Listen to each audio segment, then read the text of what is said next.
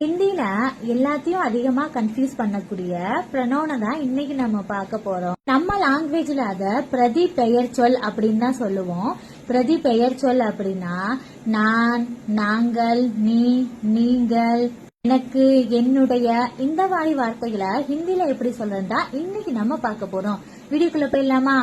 First ஒன்னு மே. மே அப்படின்னா நான்.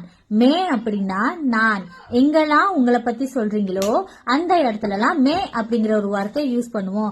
ஃபார் அன் எக்ஸாம்பிள், மே மே சென்னை மே ரகத்தி ஹூ.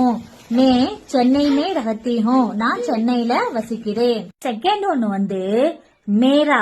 மேரா அப்படின்னா என்னுடைய.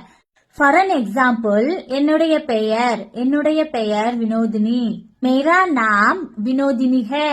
मेरा नाम विनोदिनी है. மே அப்படின்னா நானு, மேரா அப்படின்னா என்னுடைய.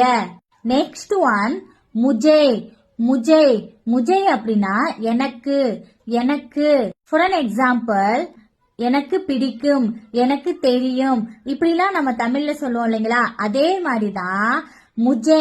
முஜே அப்படின்னா எனக்கு. முஜே ஹிந்தி ஆத்தி ஹே. முஜே ஹிந்தி ஆத்தி ஹே. நீங்க மேலா இருந்தீங்க அப்படின்னா முஜே ஹிந்தி ஆத்தா ஹே.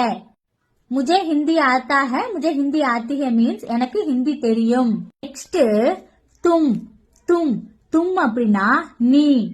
இங்கிலீஷ்ல யூ அப்படின்னு சொல்லுவோம் இல்லைங்களா? தும் அப்படின்னா நீ. ஃபார் அன் எக்ஸாம்பிள், தும் மேரே மித்ர ஹே. தும் நீ, மேரே என்னுடைய, மித்ர ஹே ஃப்ரெண்ட் ஹே. நெக்ஸ்ட் அவன் அவள். அதை எப்படி ஹிந்தியில சொல்றது அப்படின்னா, அவன் அப்படின்னா வஹ, அவள் அப்படின்னாலும் வஹ தான். ஃபார் அன் எக்ஸாம்பிள், வஹ வஹ புத்திமான் லட்கா ஹே. வஹ அவன், புத்திமான் புத்திமான் லட்கா ஹே அவன் அறிவான பையன். புத்திமான் அப்படின்னா அறிவுள்ள, அறிவான பையன் அப்படிங்கிறது மீனிங். நெக்ஸ்ட் வஹ வஹ சுந்தர் லடுக்கி ஹே. வஹ அவள் அழகான. சுந்தர் அப்படின்னா அழகான. சுந்தர் லடுக்கி ஹே அழகான பொண்ணு.